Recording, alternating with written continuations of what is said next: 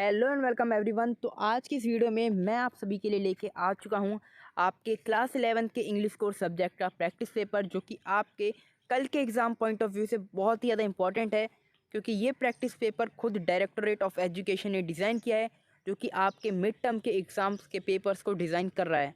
और class 9th and 11th के कुछ लास्ट पेपर्स में ये भी देखने को मिला है कि आपके प्रैक्टिस पेपर्स में से कुछ सेम टू सेम क्वेश्चंस आपके पेपर में आए हैं। तो इसीलिए ये वीडियो और ये पूरा का पूरा प्रैक्टिस पेपर आप सभी के लिए बहुत ही ज़्यादा इंपॉर्टेंट हो जाता है। आज की इस वीडियो में मैं आपको ये पूरा क्वेश्चन पेपर दिखाने वाला हूँ, साथ ही साथ इसके सॉल्यूशंस भी बताने वाला हूँ और आपको section B and section C पूरा अच्छे से एक्सप्लेन करने वाला हूँ।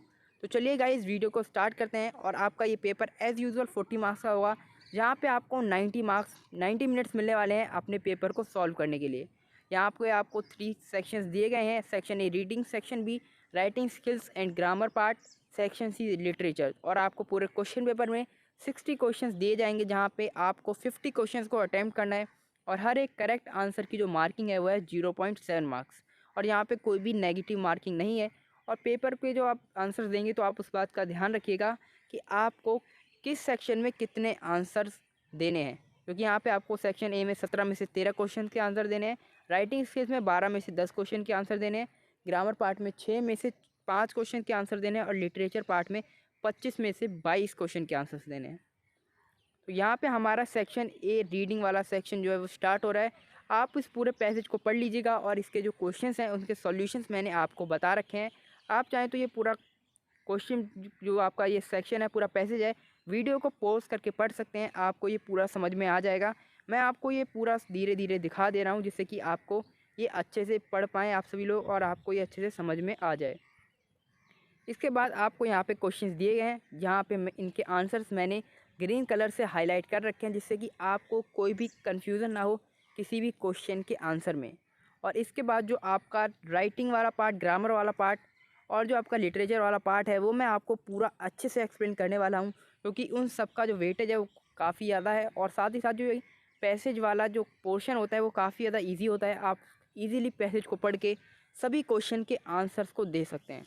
तो इसीलिए मैं आपको ये पूरा सॉल्व नहीं करवा रहा हूँ, क्योंकि अगर मैं आपको ये पूरा सॉल्व करवाऊँगा रीडिंग वाला सेक्शन भी, तो ये वीडियो कम से कम 1 से 1.5 घंटे का बन जाएगा। तो मैं आपको जो मेन वाला पार्ट है वो अच्छे से समझा दूंगा। तो आपका यहाँ पे राइटिंग वाला पार्ट स्टार्ट हो रहा है, जहाँ पे आपको क्वेश्चन दिया गया है, your school is organising a fete to collect funds for charity, only school students are eligible to exhibit stalls.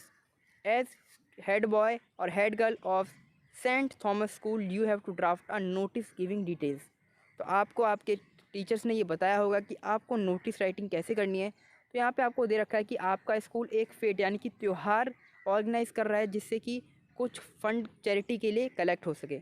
और यहाँ पे सिर्फ स्कूल के बच्चे ही एलिजिबल हैं स्टॉल्स लगाने के लिए, और आप स्कूल के हेड बॉय या फिर हेड गर्ल हैं सेंट थॉमस स्कूल के, और आपको एक नोटिस ड्राफ्ट करना है। और उसी से रिलेटेड आपको यहाँ पे कुछ क्वेश्चंस दिए गए हैं, जिनके आंसर्स आपको देने हैं। तो आपका 18th क्वेश्चन है, select the appropriate title for the notice. तो इसका आंसर होगा हमारा option number B, fete for a cause. Fete for a cause इसलिए होगा क्योंकि फेट यानी कि त्यौहार, और वो एक कॉज, इस एक कारण की वजह से बनाया जा रहा है, वो है चैरिटी के लिए फ़ंड कलेक्ट करना। उसके बाद हमारा 19th नंबर क्वेश्चन, जहाँ पे हमें पूछा गया है, select the option that leads the most accurate opening of this notice. तो यहाँ पे जो मोस्ट एक्यूरेट ओपनिंग, जो मतलब स्टार्टिंग में यहाँ पे क्या बताया जाएगा इस पूरे नोटिस के, तो वो हमें यहाँ पे 4 ऑप्शंस में से बताना है। तो हमारा ऑप्शन नंबर सी राइट होगा, क्योंकि यहाँ पे आप सभी लोग देख सकते हैं दिया गया है, this is to inform all the students of Saint Thomas School about. और ये वाला ऑप्शन इसलिए राइट होगा क्योंकि जब भी हम किसी भी जो फॉर्मल नोटिस को स्टार्ट करते हैं, तो वहाँ पे हम यही लिखते हैं, दिस इज़ टू इन्फॉर्म, और उसके आगे जो हमें लिखना होता है वो लिखते हैं। और बाकी के सभी ऑप्शंस अगर आप देखेंगे तो यहाँ पे फर्स्ट और जो लास्ट ऑप्शन है उसमें कहीं भी आपको उतनी फॉर्मेलिटी नहीं दिखती है। सेकंड वाले में थोड़ी है, बट यहाँ पे आपको दे रखा है कि विद यू ऑल अबाउट। तो यहाँ पे सिर्फ स्टूडेंट्स को वहाँ पे स्टॉल लगाने की इजाज़त दी गई है, और स्टूडेंट्स सिर्फ एक ही ऑप्शन में यहाँ पे मेंशन किया गया है, जो कि है ऑप्शन नंबर सी। इसके बाद है हमारा क्वेश्चन नंबर 20, जहाँ पे हमें बताना है कि हम नोटिस की बॉडी में क्या क्या इंक्लूड करेंगे। तो यहाँ पे पॉइंट नंबर 1 दिया है to organise fete to collect funds for charity. तो ये वहाँ पे बिल्कुल आएगा क्योंकि हमें एक रीज़न बताना है कि वहाँ पे फेट क्यों ऑर्गेनाइज हो रहा है। उसके बाद है second point schedule on date and time. तो डेट एंड टाइम तो हमें नोटिस में मैंडेटरी बतानी होती है। उसके बाद है चीफ गेस्ट। तो चीफ गेस्ट भी हम वहाँ पे बताते हैं अगर कोई भी चीफ गेस्ट आ रहा होता है। उसके बाद है fourth what the visitors can purchase. तो what the visitors can purchase ये वहाँ पे उतना ज़्यादा इंपॉर्टेंट नहीं है।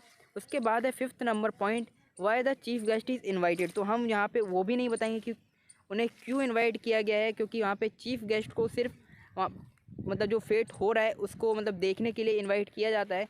तो वहाँ पे ये सब चीज़ें ऑप्शन नंबर जो आपका पॉइंट 4 और 5 है वो बताना ज़्यादा मैंडेटरी नहीं है। उसके बाद है point number 6 detail of the stalls. तो आपको स्टॉल्स की जो डिटेल्स हैं वो बतानी होंगी क्योंकि बच्चे वहाँ पे जो स्कूल के हैं उन्हें स्टॉल्स लगाना है। तो इसीलिए हमारा option number A 1, 2, 3 and 6 right होगा। और अगर आपको कोई भी कन्फ्यूज़न है तो वो आप हमसे कमेंट सेक्शन में पूछ सकते हैं, हम उसको वहाँ पे क्लैरिफाई ज़रूर करेंगे। उसके बाद है 21 number question would this notice reflect the name of the school. तो हमें यहाँ पे बताना है कि क्या इस नोटिस में स्कूल का नेम होगा। तो ऑफ कोर्स स्कूल का नेम तो होगा ही क्योंकि स्कूल का जो स्कूल ही तो उसको ऑर्गेनाइज करवा रहा है। इसीलिए हमारा ऑप्शन नंबर ए राइट है। Yes because it is a issuing body, क्योंकि वही तो इस फेट को ऑर्गेनाइज करवा रही, इसे इशू करवा रही है। इसके बाद है question number 22 select the appropriate conclusion for this notice. तो इसका कंक्लूजन क्या होगा पूरे नोटिस का। तो इसका आंसर होगा हमारा option number B interested students में contact the undersigned for putting up the stall. क्योंकि स्टूडेंट्स को वहाँ पे स्टॉल लगाना है उस फेट में, तो जो इंटरेस्टेड स्टूडेंट्स हैं उनको अंडरसाइंड जो मतलब जो बंदा इस पूरा नोटिस दे रहा है उसको कॉन्टैक्ट करना है। इसीलिए हमारा ऑप्शन नंबर बी राइट है। इसके बाद है हमारा क्वेश्चन नंबर 4 जो कि हमारा मेन है। यहाँ पे हमें 7 क्वेश्चन में से कुछ 6 क्वेश्चन दिए गए हैं और यहाँ पे हमें एक लेटर के बारे में दिया गया है। तो देखते हैं इसमें क्या है। You are Shweta the secretary of your school sports club on behalf of the school. Basically you have to write a letter to the sales manager of BDM sports store placing an order for sports equipment like cricket bats, cricket balls, volleyball and rackets etc. तो ये आपको यहाँ पे बताया गया है कि आप श्वेता हैं secretary of your school sports club और आपको जो BDM स्पोर्ट्स स्टोर है वहाँ से उनके सेल्स मैनेजर को एक लेटर लिखना है और आपको आपके जो स्पोर्ट्स इक्विपमेंट है जैसे cricket bat, cricket balls, volleyball और रैकेट्स इनका ऑर्डर प्लेस करना है। तो यहाँ पे आपका 23 नंबर क्वेश्चन पूछा गया है। Select the option that list an appropriate subject for the letter. तो यहाँ पे आपको सब्जेक्ट बताना है कि अप्रोप्रिएट सब्जेक्ट क्या होगा लेटर के लिए। तो यहाँ पे आपका option number be appropriate subject होगा क्योंकि ये एक शॉर्ट है और साथ ही साथ आपने जब भी कोई सब्जेक्ट लिखा हुआ देखा होगा तो वहाँ पे सिर्फ कुछ 4 से 5 वर्ड्स ही होते हैं और वहाँ पे जो मेन टॉपिक है, जो मेन बात है, सिर्फ उसी को लिखा होता है। तो आपको ऑर्डर प्लेस करना है फॉर स्पोर्ट्स इक्विपमेंट, तो आप वही लिखेंगे ऑर्डर फॉर स्पोर्ट्स इक्विपमेंट। इसके बाद हमारा question number 24 which should be the beginning of the letter. तो हमें यहाँ पे 4 ऑप्शंस दिए गए हैं, तो हमें बताना है कि इनमें से बिगिनिंग ऑफ द लेटर्स क्या होनी चाहिए। तो यहाँ पे आप सभी लोग देख सकते हैं ऑप्शन नंबर ए राइट है। The following sports equipment may please be supplied to our sport within 20 days after the placement of the order. तो यहाँ पे जो अप्रोप्रिएट है वो ऑप्शन नंबर ए इसलिए है क्योंकि यहाँ पे पूरी की पूरी इन्फॉर्मेशन अच्छे से दे रखी है कि जो स्पोर्ट्स इक्विपमेंट है वो स्कूल को 20 दिन के अंदर अंदर मिल जाने चाहिए ऑर्डर प्लेस होने के बाद, जो कि आपको लास्ट अगले 3 ऑप्शंस में कहीं भी देखने को नहीं मिलता है। और साथ ही साथ ऑप्शन ए थोड़ा फॉर्मल भी है तो इसीलिए ये हमारा राइट होगा। उसके बाद है 25 number question what should be the content of the table of required items. तो जब भी हम किसी चीज़ का ऑर्डर करते हैं तो वहाँ पे हम एक टेबल बनाते हैं जहाँ पे कौन से कंटेंट्स होने चाहिए वो हमें बताने हैं। तो इसका आंसर होगा हमारा ऑप्शन नंबर ए राइट, क्योंकि पहले हम सीरियल नंबर डालते हैं, फिर हमें कौन सा आइटम चाहिए वो डालते हैं, फिर हमें किस ब्रांड का या फिर किस कंपनी का चाहिए वो डालते हैं और फिर हमें कितने नंबर में चाहिए वो डालते हैं। तो आप इन सब चीज़ों का ध्यान रखिएगा, ये क्वेश्चंस आपके एग्ज़ाम में भी डिट्टो सेम टू सेम आ सकते हैं। इसके बाद है question number 26 what is to be written about the replacement of defective item. तो यहाँ पे डिफेक्टिव आइटम्स हैं उनके बारे में क्या लिखना चाहिए हमें अपने लेटर में।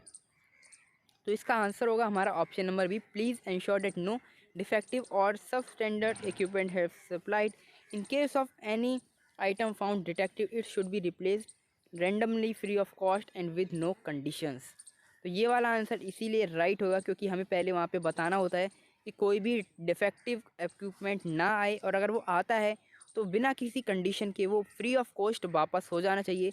और आप देख सकते हैं फर्स्ट और जो सेकंड ऑप्शन है उसमें दे रखा है कंडीशनली दे रखा है, लेकिन यहाँ पे कंडीशनली नहीं होना चाहिए क्योंकि यहाँ पे डिफेक्टिव आइटम्स खुद वहाँ से बाय मिस्टेक प्लेस हुए हैं। और ऑप्शन नंबर डी तो हो ही नहीं सकता है, जो कि ऑल ऑफ द अबव है। इसके बाद हमारा 27 number question, at what condition the order में बी कैंसिल्ड। तो हमें ये बताना है कि किस कंडीशन में ऑर्डर को कैंसिल कर देना चाहिए। तो यहाँ पे ऑप्शन नंबर ए है कि वहाँ पे अगर आपको 6 मंथ तक कोई भी डिमांड ना करे, जो सेल्स मैनेजर है वो आपको 6 मंथ तक पेमेंट के लिए जो है उसकी डिमांड ना करे, तो ऐसा तो हो ही नहीं सकता। 6 मंथ का टाइम यहाँ पे कोई भी नहीं देता, तो ऑप्शन नंबर ए यहाँ पे गलत है। और ऑप्शन नंबर बी राइट है, एनी पीस फाउंड ब्रोकन और डैमेज और wrongly assembled will attract cancellation of order forthwith. तो यहाँ पे अगर कोई भी जो आपका पीस है, कोई भी जो आपने सामान मंगाया है वो टूटा हुआ है, डैमेज है या फिर गलत तरीके से असेंबल हो गया है, तो आप उसको जो है कैंसिल कर सकते हैं। और जो थर्ड जो आपका ऑप्शन है, option number C, we will not cancel the order in any way, तो यहाँ पे तो आप बिल्कुल कंफर्म नहीं हो सकते क्योंकि यहाँ पे काफ़ी सारे रीजंस होते हैं जिसकी वजह से आप ऑर्डर को कैंसिल भी कर सकते हैं। तो इसीलिए हमारा ऑप्शन नंबर बी राइट है। इसके बाद है 28 number question, what should be the condition of payment for the required articles. तो कंडीशन ऑफ पेमेंट यानी कि पेमेंट के लिए क्या कंडीशन होनी चाहिए उन सभी ऑब्जेक्ट्स के लिए। तो यहाँ पे हमारा ऑप्शन नंबर सी राइट होगा, payment shall be made by valid cheque no sooner the article received in good condition. तो यहाँ पे बताया गया कि पेमेंट तभी की जाएगी जब सभी के सभी जो ऑब्जेक्ट्स हैं वो अच्छी कंडीशन में यहाँ पे हम लोगों को मिल जाएंगे, और वो भी एक वैलिड चेक के साथ होगी। और यहाँ पे हम एडवांस में नहीं दे सकते हैं, ना तो हम इंस्टॉलमेंट में दे सकते हैं। आपने अगर कुछ लेटर्स या देखे भी होंगे तो उसमें एडवांस अगर देते भी हैं तो थोड़ा देते हैं, बाकी बाद में देते हैं, लेकिन ऐसा नहीं होता कि पूरा एडवांस में देते हैं या फिर हम सारा इंस्टॉलमेंट में। तो हमारा ऑप्शन नंबर सी राइट है। इसके बाद है 29 number question, read the following option for the self checklist format for this letter and select the option that includes the most appropriate self checklist. तो यहाँ पे हमें फॉर्मेट देखना है इस लेटर के लिए, सिंपली वो क्या होना चाहिए। तो इसका आंसर हमारा ऑप्शन नंबर सी होगा, क्योंकि यहाँ पे हमें पहले सेंडर से एड्रेस डालना होता है, फिर डेट, फिर रिसीवर से एड्रेस, सैल्यूटेशन, सब्जेक्ट, फिर मेन कंटेंट, फिर complimentary close, signature with name and designation, जो कि राइट है। और बाकी के ए, बी और डी में आप देखेंगे तो यहाँ पे फॉर्मेट में कुछ ना कुछ गलती आपको मिलेगी, जो कि यहाँ पे इसीलिए इन तीनों ऑप्शंस को रॉन्ग बनाती है। आपके आंसर की में ऑप्शन नंबर ए को राइट दे रखा है, मुझे नहीं पता ऐसा क्यों है, लेकिन मैंने उसके बाद इसको कंफर्म करने के लिए इंटरनेट पे चेक किया और जो हमारे टीचर्स ने करवाया है उसको भी चेक किया, तो हमारा आंसर जो है वो है राइट, ऑप्शन नंबर सी। इसके बाद है हमारा ग्रामर वाला सेक्शन, जो कि काफ़ी ज़्यादा इजी है, जहाँ पे हमें 6 में से सिर्फ 5 क्वेश्चन ही करने हैं, लेकिन मैं आपको यहाँ पे सभी के आंसर्स बताने वाला हूँ। तो यहाँ पे हमारा क्वेश्चन नंबर 30 है, Rita and her friend dash French for 5 years. तो इसका आंसर होगा हमारा option number B, have been learning, क्योंकि ये हमारा आता है प्रेजेंट परफेक्ट कॉन्टीन्यूस वाले पार्ट में, क्योंकि यहाँ पे जब भी फॉर या फिर सिंस का यूज़ होता है किसी भी टाइम इंटरवल के लिए, तो वहाँ पे आप सभी लोगों को पता होगा प्रेजेंट परफेक्ट कॉन्टीन्यूस टेंस लगता है। तो यहाँ पे हमारे इसीलिए आंसर होगा हैव बिन लर्निंग। इसके बाद है हमारा question number 31, the trainees attended the session with full zeal and concentration. हमें इसे इंट्रोगेटिव सेंटेंस बनाना है, यानी कि इसका क्वेश्चन बनाना है। तो इसका क्वेश्चन बनेगा option number C, did the trainees attend the session with full zeal and concentration. Did इसलिए आया है क्योंकि ये पास्ट टेंस का जो पूरा सेंटेंस हमें दिया गया है, और जब भी यहाँ पे हम क्वेश्चन बनाते हैं पास्ट टेंस का, तो वहाँ पे हम जो है किसी भी वर्ब का फर्स्ट फॉर्म ही यूज़ करते हैं। तो इसीलिए हमारा ऑप्शन नंबर सी राइट है। यहाँ पे डिड भी यूज़ हुआ है और अटेंड यहाँ पे फर्स्ट फॉर्म ऑफ वर्ब आया है। इसके बाद हमारा 32 number question, we have only a dash sponsor for the event. तो हमें यहाँ पे अ दे रखा है, तो अ के साथ हमारा फ्यू ही आएगा और कोई नहीं आ सकता है। अ मैनी, अ एनी, अ सम आपने नहीं सुना होगा कहीं भी। A few sponsors for this event will be the right answer. तो हमारा ऑप्शन नंबर ए राइट है। उसके बाद हमारा 33 number question, I am very shy to face camera so I didn't take dash photo of mine in the function. तो यहाँ पे जो भी कुछ जो ये सेंटेंस बोल रहा है वो ये बता रहा है कि मुझे कैमरे के सामने जाने में थोड़ा शर्म आती है, इसीलिए मैंने कोई भी फ़ोटो नहीं खींची अपनी उस फंक्शन के दौरान। तो इसका हमारा ऑप्शन होगा ऑप्शन नंबर बी, जो कि है एनी। तो यहाँ पे any photo of mine in the function. इसके बाद हमारा 34 नंबर क्वेश्चन, जहाँ पे हमें सेंटेंस को रीऑर्डर करना है, अरेंज करना है सही वर्ड्स को, जो कि बहुत ही ज़्यादा ईजी है। और जब भी आप ये सारे सेंटेंस पढ़ेंगे तो आपको खुद ही एक अंदाज़ा लग जाएगा कि जो आपके बी, सी और डी वाले जो सेंटेंसेस हैं वो कोई भी अच्छा सा सेंस नहीं बना रहे हैं। इसीलिए हमारा question number A, option number A right होगा। In this jet everyone is interested in making easy money. इसके बाद हमारा 35 नंबर क्वेश्चन भी सेम है। यहाँ पे भी जब आप इन सभी सेंटेंस को पढ़ेंगे तो आपको अच्छे से पता चल जाएगा कि कौन सा वाला आंसर राइट है। और इसका जो हमारा answer option number B, due to the advancement in science and technology these days life have become more easy and comfortable than earlier. और यहाँ पे आपका जो ग्रामर वाला पोर्शन है वो ख़त्म हो चुका है। उसके बाद है आपका लिटरेचर वाला पार्ट, जो कि आपके पूरे क्वेश्चन पेपर में सबसे ज़्यादा वेटेज रखता है। तो आप अपने चैप्टर्स को ध्यान से और अच्छे से ज़रूर पढ़ लीजिएगा। और यहाँ पे आपको एक एक्सट्रैक्ट दिया गया है जो कि आप वीडियो को पॉज करके पढ़ सकते हैं। इसके बाद है question number 36, the thought of her grandmother being young and pretty once was revolting. तो यहाँ पे मदर की जगह ग्रैंड मदर होगा। शोज़, तो हमें यहाँ पे बताना है कि जो खुशवंत सिंह थे उनको ऐसा लगता था कि उनकी जो ग्रैंड मदर है वो कभी यंग और प्रिटी हो ही नहीं सकती। इसका रीज़न क्या था? तो इसका आंसर होगा option number B, the writer had been witnessing his grandmother to be old and wrinkled since long, so it was hard for him to believe that she was once young and pretty। तो writer ने अपनी grand mother को काफ़ी सालों से सिर्फ ऐसे ही बूढ़े देखा था और कभी भी मतलब हमेशा ही बूढ़ा देखा था। तो इसीलिए उनके लिए ये काफ़ी ज़्यादा हार्ड था ये बिलीव करना कि उनकी ग्रैंड मदर कभी यंग और प्रेटी भी थी। इसके बाद 37 number question, what according to the writer was quite absurd and undignified in on grandmother's part. तो हमें यहाँ पे ये बताना है कि सबसे ज़्यादा बेतुका क्या लग रहा था अपने जो राइटर थे खुशवंत सिंह उनको अपनी ग्रैंड मदर के बारे में। तो इसका आंसर होगा हमारा ऑप्शन नंबर बी, जो कि है that she used to play games as a child. कि उन्हें ऐसा मतलब बहुत ही ज़्यादा बेतुका लगता था जब भी उनकी ग्रैंड मदर उन्हें ये बताती थी कि वो भी बचपन में बच्चों की तरह गेम्स खेलती थी। इसके बाद है 38 number question, choose the most appropriate statement. तो यहाँ पे इन चार और स्टेटमेंट में से हमें बताना है कि मोस्ट अप्रोप्रिएट यानी कि सबसे ज़्यादा सही स्टेटमेंट कौन सी है। ऑप्शन नंबर ए है, his grandfather used to be very handsome at one point of time. तो ये तो हमें पूरे चैप्टर में कहीं भी नहीं दिया गया, तो ऑप्शन नंबर ए हमारा रॉन्ग है। उसके बाद option number B, his grandfather had a lots of grandchildren. तो ऐसा हमें उन्होंने बताया था कि मतलब खुशवंत सिंह ने अपने चैप्टर में बताया था कि उन्हें ऐसा लगता था देखने से कि उनके बहुत सारे चिल्ड्रंस होंगे, लेकिन ये कहीं भी नहीं बताए गए कि उनके एग्जैक्टली बहुत सारे ग्रैंड चिल्ड्रन थे। उसके बाद option number C, his grandfather was still alive, लेकिन वो तो वहाँ पे थे ही नहीं, उनकी डेथ हो चुकी थी। तो ये भी हमारा रॉन्ग है। इसके बाद option number D, the writer had never seen his grandfather alive. तो ये हमारा राइट आंसर है कि उन्होंने अपने ग्रैंड फादर को कभी भी जिंदा नहीं देखा था। उसके बाद हमारा 39 number question, which of the following characteristics describe the grand mother aptly. तो यहाँ पे जो उनकी ग्रैंड मदर थी उनको कौन सी कैरेक्टरिस्टिक्स अच्छे से डिफाइन करती है। तो इसका आंसर होगा हमारा ऑप्शन नंबर सी, व्रिंकल्ड, यानी कि वो थोड़ी बूढ़ी टाइप थी। तो इसका मतलब वही है। इसके बाद है option number D, the word absurd means the same as. तो एब्सर्ड का मतलब जो होता है वो होता है इलॉजिकल, यानी कि बेतुका। तो इसलिए हमारा ऑप्शन नंबर बी राइट होगा। इसके बाद हमें यहाँ पे एक और एक्सट्रैक्ट दे रखा है आपके चैप्टर द रंगाज मैरिज वाले में से। तो यहाँ पे हम इसके क्वेश्चंस को यहाँ पे डिस्कस कर लेते हैं। तो यहाँ पे आपका 41 नंबर क्वेश्चन है, why did the narrator want to draw readers attention towards the Ranga's character. तो जो हमारे जो नरेटर हैं उन्होंने रीडर्स की अटेंशन रंगा के कैरेक्टर की तरफ क्यों लाई। तो इसका आंसर है हमारा ऑप्शन नंबर ए, एज रंगा is the protagonist of the story. तो मतलब जो रंगा है वो पूरी स्टोरी का जो मेन मोटिव है वो उसी के ऊपर है, वो पूरी स्टोरी रंगा के ही ऊपर है। तो इसीलिए उन्होंने हमारा अटेंशन, रीडर्स का अटेंशन रंगा के कैरेक्टर की तरफ दिया था। तो उसके बाद है question number 42, the difference between the ways of greeting by Ranga and other modern boys. तो आप सभी ने अगर चैप्टर पढ़ा है तो आप सभी लोगों को पता होगा कि रंगा जब आया था तो उसने झुक के प्रणाम किया था दूसरों को, ना कि मॉडर्न लोग बच्चों की तरह जो मतलब बिल्कुल अकड़ के खड़े रहते हैं दूसरों के सामने। इसलिए हमारा ऑप्शन नंबर बी राइट है, Ranga bowed low while other so called modern boy stood stiff like a पोल।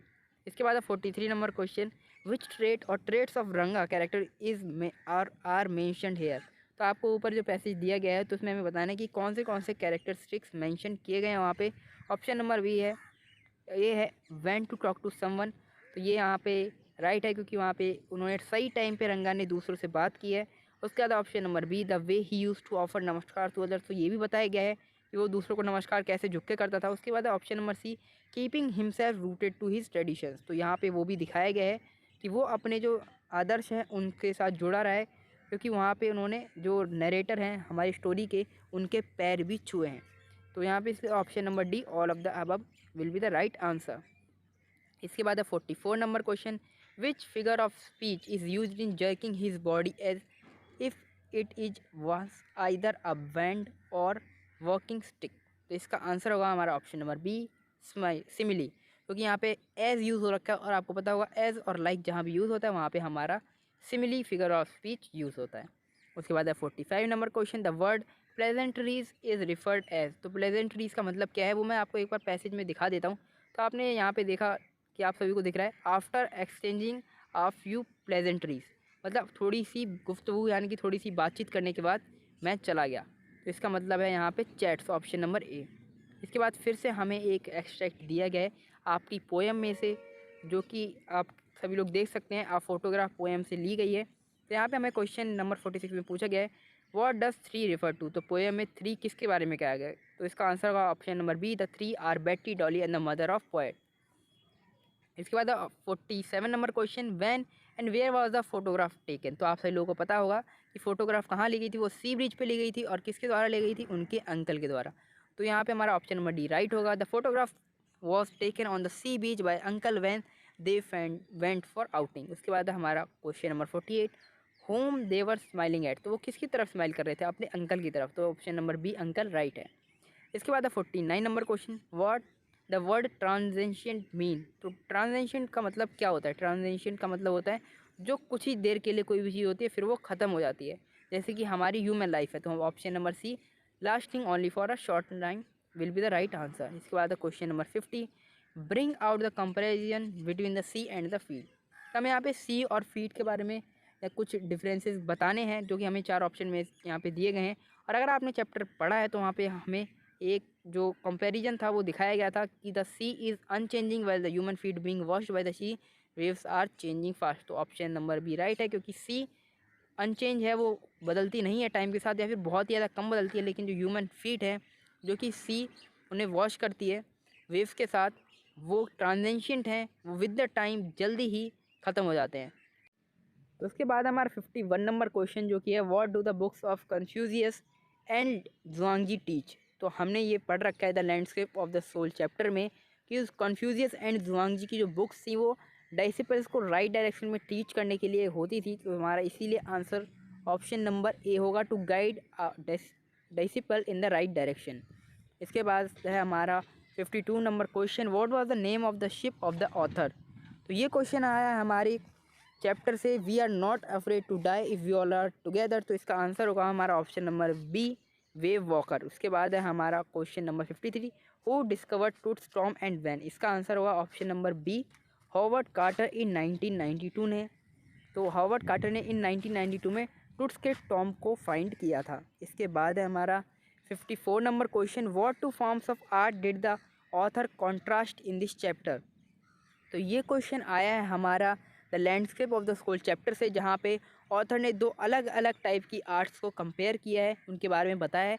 तो इसका आंसर होगा हमारा option number B, Chinese art and European art. इसके बाद question number 55, when did the death like laburnum tree become alive. तो आपने अगर laburnum tree वाला जो पोएम है वो पढ़ रखा है, तो उसमें जो लेबनम ट्री है वो डेथ लाइक से अलाइव जब हो जाता है जब गोल्ड फिंच बर्ड उस पर आती है। तो इसलिए हमारा ऑप्शन नंबर सी राइट है, by the arrival of goldfinch bird. इसके बाद 56 number question, Murad had been hiding the horse. तो मुराद वो चुराए हुए घोड़े को कहाँ पे रखता था। इसका आंसर है option number B, in a barn of a vineyard. इसके बाद 57 number question, what is the poem a photograph about. तो जो फोटोग्राफ पोएम है वो किसके ऊपर है। तो इसका आंसर है option number B, tribute to the poet's mother. तो पोएट्स जो पोएट वहाँ पे थी उन्होंने अपनी मदर के बारे में वहाँ पे बताया था, तो इसीलिए ये पोएम जो है उनकी एक ट्रिब्यूट थी उनकी मदर के लिए। इसके बाद है 58 number question, why did the horse's owner refuse to believe that the boys had stolen his horse. तो जो हॉर्स का मालिक था उसने ये मानने से इनकार क्यों कर दिया था कि उन बच्चों ने उसका हॉर्स चुराया है। तो इसका आंसर है option number B, because their family was known for honesty. क्योंकि जिस फैमिली से वो बच्चे बिलोंग करते थे वो उनकी ऑनेस्टी के लिए ही जानी जाती थी। उसके बाद है 59 number question, in what attire did the author find Mrs Darling. तो जो ऑथर थी द एड्रेस नाम के चैप्टर में उन्होंने मिसिज डॉर्लिंग को कैसे पहचाना था। तो इसका आंसर है option number A, author's mother green netted guardian. क्योंकि मिसिज डॉर्लिंग ने उनकी मदर की जो ग्रीन नेटेड कार्डियन है वो पहन रखी थी। इसके बाद है 60 number question, why was Ranga's homecoming a big event. तो रंगा की होम कमिंग एक बिग इवेंट क्यों बन गया था। तो इसका आंसर है हमारा option number C, because he return from Bangalore after studying 3 there for 6 months. तो क्योंकि रंगा वहाँ पे 6 महीने बेंगलोर में पढ़ के आया था, इसीलिए सभी को ये लगा कि अब तो रंगा बदल गया होगा, वो बिल्कुल चेंज हो गया होगा क्योंकि वो बेंगलोर यानी कि गांव से बाहर पढ़ के आया है शहर में। तो यहीं पे हमारा ये पूरा क्वेश्चन पेपर एंड होता है। अगर आपको ये वीडियो पसंद आया हो तो आप इस वीडियो को लाइक ज़रूर करें और साथ ही साथ अपने फ्रेंड्स में भी इसको शेयर करें और ऐसी वीडियोस पाने के लिए हमारे चैनल को सब्सक्राइब भी कर लें।